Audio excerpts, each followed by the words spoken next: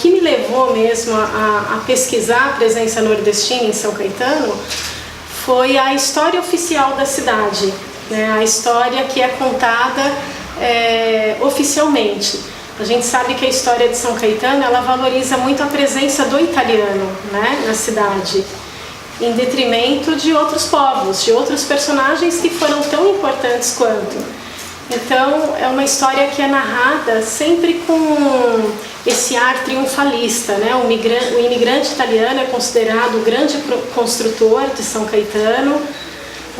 Os imigrantes italianos começaram a chegar a São Caetano em 1877, né? No dia 28 de julho, quando o núcleo colonial de São Caetano foi fundado.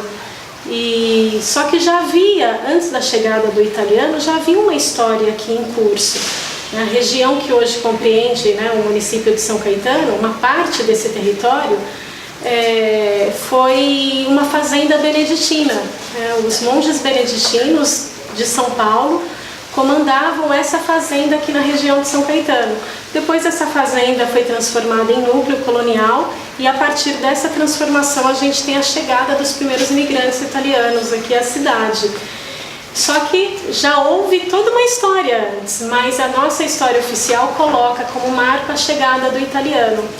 E isso gera muitos problemas, porque é como se a história começasse naquele ponto, a partir daquele episódio. E a história anterior, né, da época da fazenda beneditina, uma história marcada pela presença não só dos beneditinos, que eram os donos da fazenda, mas também marcada pela presença de escravos aqui na região, tanto indígenas quanto os escravos, né, vindos mesmo da África, os de origem africana.